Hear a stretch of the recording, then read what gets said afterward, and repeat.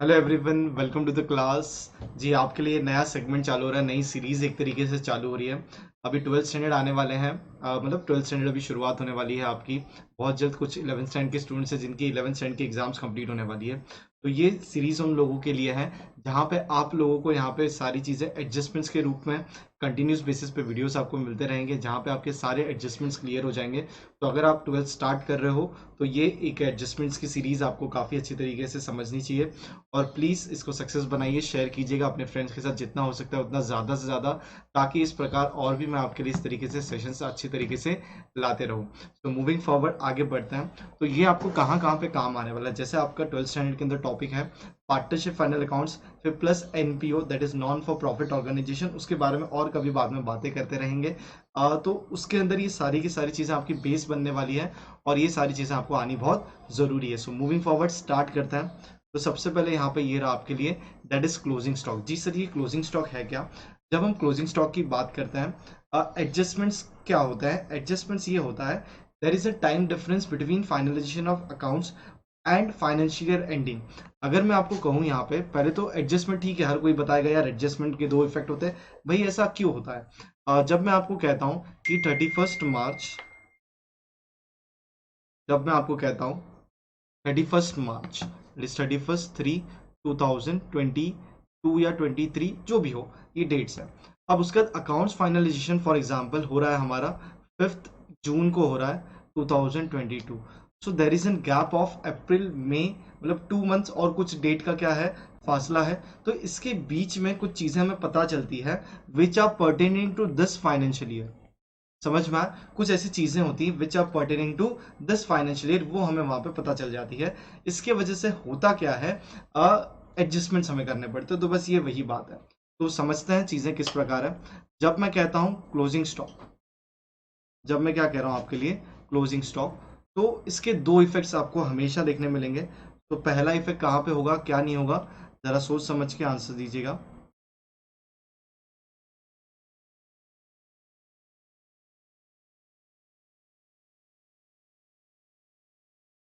चल, तो सबसे पहले यहाँ पे मैं आपके लिए हमेशा मैं इस तरीके से बनाऊंगा ताकि कौन सी चीज़ कहाँ पे जाए आपको अच्छी तरीके से पता रहे। ये टी फॉर्मेट में शॉर्ट में लिखा गया है। सबसे पहले जहाँ जहाँ पे रिक्वायरमेंट होगा उस प्रकार में ये चीज़ें आपके लिए बनाते रहूंगा। तो ये आपका है ट्रेडिंग अकाउंट। ये क्या आपका ट्रेडिंग अकाउंट। तो क्लोजिंग स्टॉक मतलब जो चीज़ें आपके पास बच गई है, क्या बच गई है सर बताओ? जो चीज़ें क्या बची है, जब कभी दुकानदार कुछ गुड्स बेचता है तो कुछ अल्टीमेटली बच जाता है, तो नेक्स्ट ईयर क्या है, वो फेंक तो देता नहीं, कैरी फॉरवर्ड होता है, आगे वो चीज़ें यूज़ की जाती है। तो यहाँ पे हम लिखेंगे दैट इज क्लोजिंग स्टॉक। तो जो भी अमाउंट होगा, फिलहाल हमें अमाउंट से लेना देना नहीं है, जो बचा होगा वो हम यहाँ पे ले लेंगे। सेकेंड इफेक्ट कहाँ पे जाएगा, ये आपका डेबिट साइड होता है, ये आपका क्रेडिट साइड होता है, आपको अच्छी तरीके से पता है। फिर दूसरा है ये आपका बैलेंस शीट। बैलेंस शीट में क्या है, लाइबिलिटी और एसेट। तो बताइए कौन सा साइड जाना चाहिए, बताइए कौन से साइड जाना चाहिए यहाँ पे? लाइबिलिटी साइड तो जाएगा नहीं, ये हमारे लिए एसेट की बात है, ये हमारी चीज़ है। तो इसको हम कहाँ पे लिखेंगे, एसेट साइड लिखेंगे। तो क्या लिखने वाले हैं यहाँ पे बता दीजिए, दैट इज क्लोजिंग स्टॉक। जो भी अमाउंट होगा वो यहाँ पे हम लिख देंगे। ठीक है। अब एक और चीज़ ध्यान से देखिए, जब कभी हमें यहाँ पे क्या कुछ अलग आ सकता है, अलग ये आ सकता है कि हमें यहाँ पे कहें कि आप जो सॉल्व कर रहे हो, जिसके अंदर वैल्यू जो हमें लेनी है, मार्केट प्राइस आपको दिया होगा, फॉर एग्जांपल यहाँ पे लिखते हैं मार्केट प्राइस आपको दिया हुआ है 40,000 और कॉस्ट प्राइस आपको दिया हुआ है 25,000। ये ऐसी वैल्यू, तो कौन सी वैल्यू पिक करें सर? आप वैल्यू पिक करोगे that is which one, which ever is lower. तो जो यहाँ पे सबसे लोअर होगी वो वैल्यू हम यहाँ पे लेने वाले हैं। I hope this is perfectly fine. और अगर आपको कुछ दिक्कत है तो प्लीज़ मुझे बताइएगा। इसी के साथ देखते देखते आपका पहला एडजस्टमेंट यहाँ पे कंप्लीट हो चुका है। सो मूविंग फॉरवर्ड आगे बढ़ता है, that is depreciation of fixed asset. ये भी काफ़ी मज़ेदार है, डेप्रिसिएशन ऑफ फिक्स्ड एसेट। भैया अब ये है क्या? जब हम बात करते हैं डेप्रिसिएशन की यहाँ पे, तो डेप्रिसिएशन किस चीज़ पे होती है? हमेशा ध्यान रखना फिक्स्ड एसेट पे होगा। तो फिक्स्ड एसेट ही क्यों सर? अरे भैया नॉन कैश एक्सपेंस है। क्या है ये? Non cash expense. तो सबसे पहले हम इसको सॉल्व कैसे, मैं आपको कोई रट्टा नहीं मरवाना चाहता कि भाई ये नंबर 1 वहां पे डालो, नंबर 2 एंट्री वहां पे डालो, बिल्कुल भी नहीं। तो यहाँ पे फॉर एग्जाम्पल आपके पास एसेट्स है, दैट इज मशीनरी। ठीक है, मशीनरी एडजस्टमेंट है आपके पास। तो यहाँ पे फॉर एग्जांपल आपके पास है 45,000, तो आप कितना लिखोगे?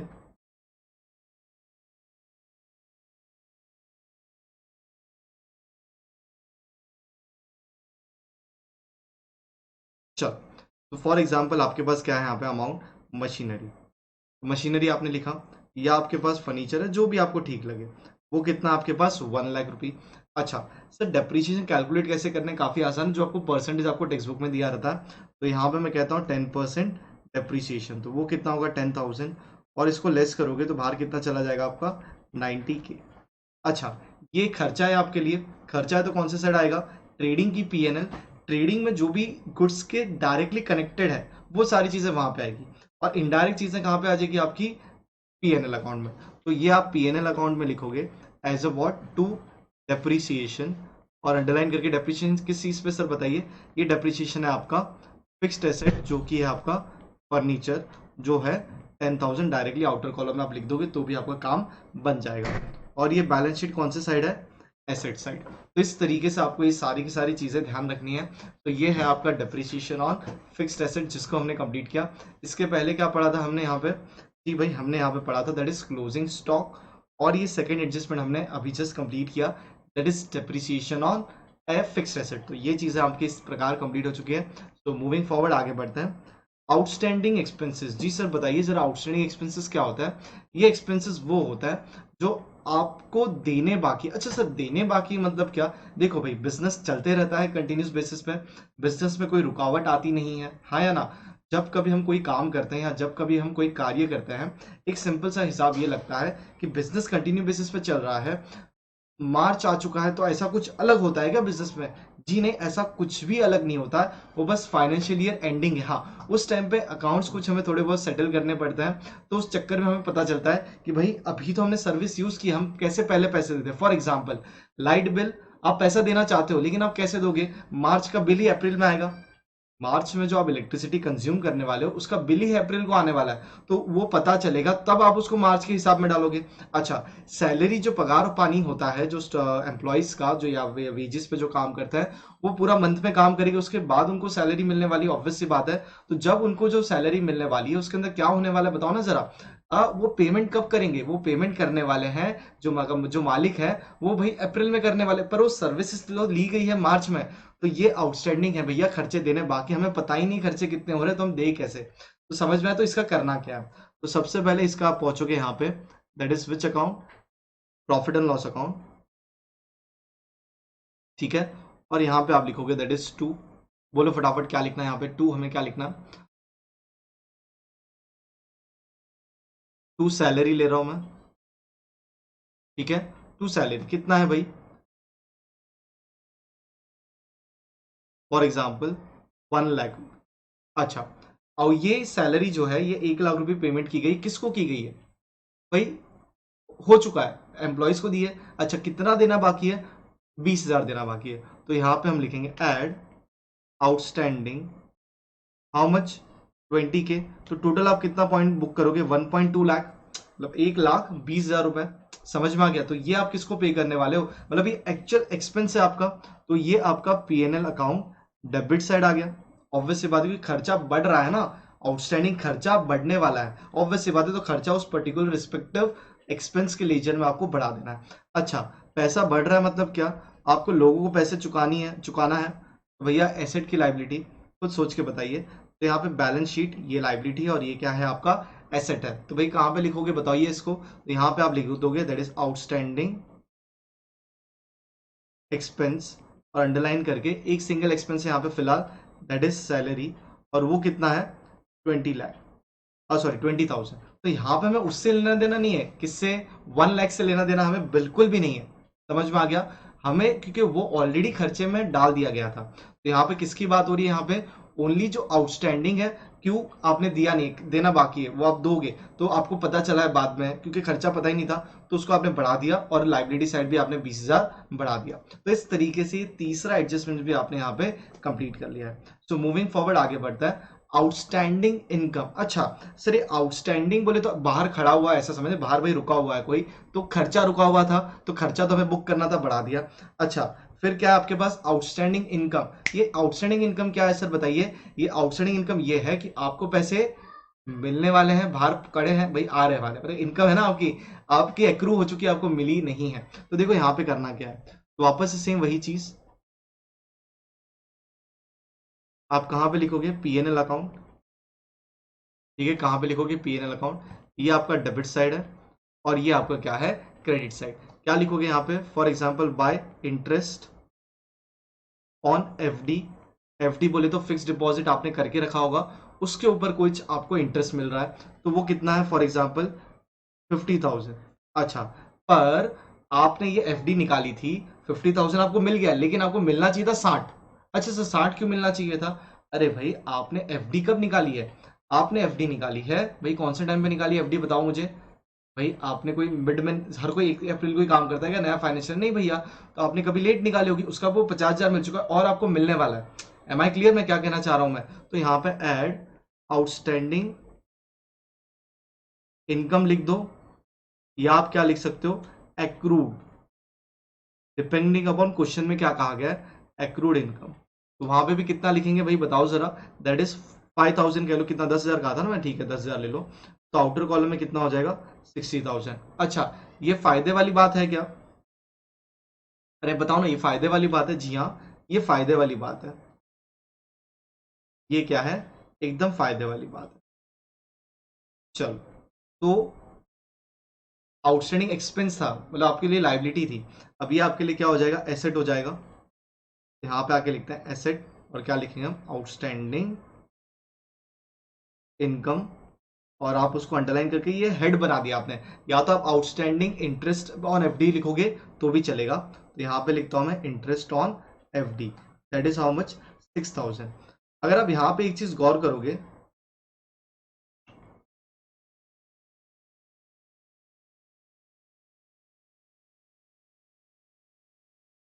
चलो क्या गौर करना है बताओ सर, जी गौर ये करना है आपको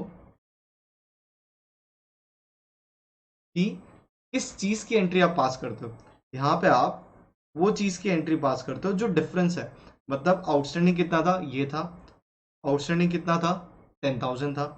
अच्छा यहाँ पे कितना आउटस्टैंडिंग इनकम था भाई 20,000, तो आप उसी का करो, क्योंकि जो ट्रायल बैलेंस में चीजें होती है ना, उसका पहले से ही दो इफेक्ट पास किया जा चुका रहता है। I hope this is perfectly fine.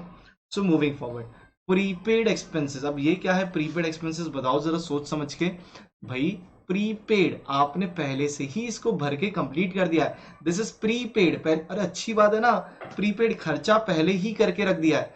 अच्छा तो इस साल का खर्चा तो है नहीं, तो भैया फायदे वाली बात है, तो इस साल का खर्चा कम करना है। आउटस्टैंडिंग एक्सपेंस, इस साल का खर्चा था आपने डाला नहीं है, डालो यार। अब इस साल की इनकम आउटस्टैंडिंग थी भाई, बढ़ाइए, समझ में आ गया। प्रीपेड एक्सपेंस भैया इस साल का खर्चा नहीं है, टाटा स्काई, इसको लगा डाला लाइव झिंगा लाला, 2 साल का रिचार्ज कर दिया आपने, अरे भैया पहले 1 साल तो समाप्त होने दो, वो खर्चा अगले साल का इस साल से निकालिए। समझ में आया प्रीपेड एक्सपेंस क्या हो गया, तो यहाँ पे लिखता हूं मैं, तो आपने कुछ एक्सपेंस करके रखे हैं दैट इज प्रीपेड, ठीक है, तो आपने कुछ खर्चे प्रीपेड करके रखे हैं, तो यहाँ पे लिखता हूं मैं दैट इज, ये आपका कहाँ पे फॉर एग्जांपल पीएनएल। अब इसके अंदर कोई खर्चा कौन सा होता है वो डिपेंड करता है, ठीक है, जैसे कि खर्चा ट्रेडिंग का हो तो ट्रेडिंग में भी सब सेम होगा, पीएनएल का है तो पीएनएल में होगा, वो वैसी वाली बात है। तो यहाँ पे लिखते हैं टू इंश्योरेंस, टू इंश्योरेंस कितना है बताओ सर जी, फॉर एग्जाम्पल इंश्योरेंस है 50,000, आपने 10,000 रुपये एक्स्ट्रा भरा है, तो लेस प्रीपेड, तो कितना मिलेगा 40,000 आउटर कॉलम, यस और नो। अच्छा लेकिन आप बैलेंस शीट में क्या करोगे, फायदे वाली बात है, चलो पहुंचो यहाँ पे, तो बैलेंस शीट में पहुंचते हैं, फायदे वाली बात है मतलब एसेट वाली बात है, हाँ या ना, तो यहाँ पे पहुंच के लिखेंगे that is prepaid, balance sheet क्या लिख देंगे यहाँ पे प्रीपेड इंश्योरेंस। चलो कितना हो गया, चलो डन। तो 10,000 रुपये आपका प्रीपेड है, फायदे वाली बात है, तो ये इस प्रकार दो इफेक्ट आपके चल रहा है, दैट इज पीएनएल अकाउंट और साथ ही साथ आपका क्या चल रहा है prepaid insurance. I hope this is perfectly fine.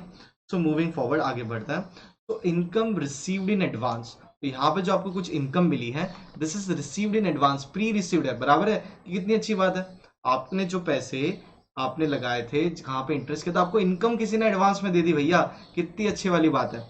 और ये क्या था आपका प्रीपेड एक्सपेंसेस, समझ में आ गया।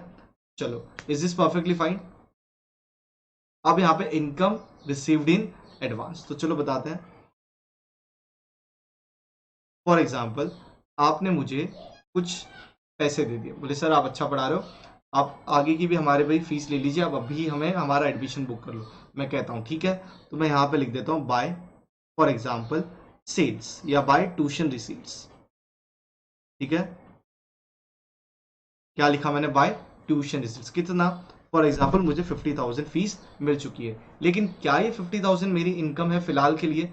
जी नहीं भैया, ये 50,000 ऐसा समझो, ये 50,000 मेरी पूरी साल भर की इनकम है, लेकिन इसमें से मुझे कुछ एडवांस फीस मिली है, लेस एडवांस फीस।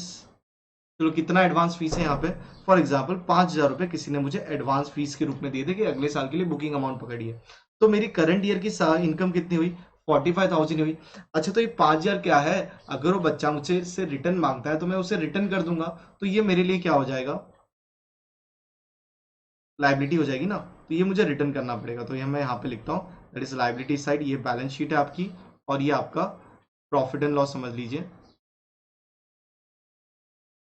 या ट्यूशन इनकम मेरी मेन है, तो ये आपका ट्रेडिंग में ले लीजिए, कोई दिक्कत नहीं है। ठीक है, जिस हिसाब से आप बना रहे हो। तो बैलेंस शीट में यहाँ पे मैं लाइबिलिटी साइड लिख देता हूँ, दैट इज आउटस्टैंडिंग, नहीं सॉरी, फीस रिसीव्ड इन, या tuition fees received in advance, तो that is tuition fee received in advance. चलो, कितना था भैया, 5,000, तो यहाँ पे मैंने लिख दिया। तो ये मुझे चुकाना भी पड़ सकता है। तो वापस से एडजस्टमेंट में किस चीज के बारे में एंट्री हो रही है, यहाँ पे एडजस्टमेंट में डिफरेंस का ही एंट्री पास किया जा रहा है, आप खुद चेक कर लो। क्लियर, तो फटाफट ये चीजें रिवाइज कीजिए, ठीक है ना। ठीक है, तो इसी के साथ हमने ये एडजस्टमेंट्स कंप्लीट किए हुए हैं। तो कुछ और इन्फॉर्मेशन देनी है वो मैं आपको देता हूँ, और इस तरीके से सेशंस अभी कंटिन्यू बेसिस पे चालू रहने वाले हैं। तो प्लीज़ वीडियो को शेयर कीजिए जितना होता है उतना अपने फ्रेंड्स के साथ। और एक आपके लिए गुड न्यूज़ है, उसके बारे में मैं आपको बताता हूँ। अब मेरे लेक्चर्स चालू होने वाले हैं फॉर क्लास 12th 11th के और 12th के at noon academy, India's first social learning platform. तो अगर आप प्लीज़, सबसे पहले तो रिक्वेस्ट है ऐप डाउनलोड कर लीजिएगा। और सबसे अच्छी बात, आपको क्या क्या मिलने वाला है यहाँ पे, महाराष्ट्र बोर्ड के लेक्चर्स मिलेंगे, एनसीईआरटी के आपको सॉल्यूशंस मिलेंगे, फिर आपको एमएचटी सीईटी के जो एग्जाम्स होते हैं उसके आपको प्रिपरेशन कर सकते हो, नीट का प्रिपरेशन कर सकते हो। और सबसे अच्छी बात, ये सारा का सारा आपको एक ही प्लेटफॉर्म पे अवेलेबल हो जाएगा। और यहाँ पे अगर आप देखोगे क्लासेस जो होंगी 100% टोटली फ्री होगी, तो प्लीज़ एनरोल कर लीजिएगा, और काफ़ी और मुझे फॉलो कर लीजिएगा वहाँ पे। जो आपके लिए लिंक मिलेगी वो भी मैं आपको टाइम टू टाइम बताते रहूँगा। और यहाँ पे 20 लाख स्टूडेंट्स एक साथ मिलकर पढ़ते हैं। और ये आप अगर देखोगे एक तरीके से सोशल मीडिया, फेसबुक और इंस्टाग्राम जिस तरीके से होता है, वहाँ पे अपने डाउट्स पूछ सकते हो, इंटीग्रेट हो सकते हो। इंडियाज़ के बेस्ट टीचर्स आपको यहाँ पे पढ़ाने वाले हैं, और इस तरीके से काफ़ी सारी फन एक्टिविटीज़ यहाँ पे होने वाली हैं। सो जितना हो सकता है उतना जल्दी अपने फ्रेंड्स के साथ शेयर कीजिए लेक्चर्स। यहाँ पे तो हमारा जो है यूट्यूब चैनल पे तो हम काम करते ही रहेंगे आपके लिए, प्लस एक और प्लेटफॉर्म में यहाँ पे नून इंडिया पे भी हम आपके लिए इस प्रकार यहाँ पे कार्य करते रहेंगे। तो I hope this is perfectly fine, और जितना होगा उतना जल्दी इस तरीके से आप डाउनलोड कर लीजिएगा ऐप को। और last but not the least, thank you everyone. और अगर आपको कुछ और इंक्वायरीज चाहिए, अगर आपको पेड कोर्सेज परचेस करने हैं, तो वो भी आप हमें कह सकते हो, आप यहाँ पे कांटेक्ट कीजिएगा, आपको मैं सारी डिटेल्स आपको प्रोवाइड कर दूंगा।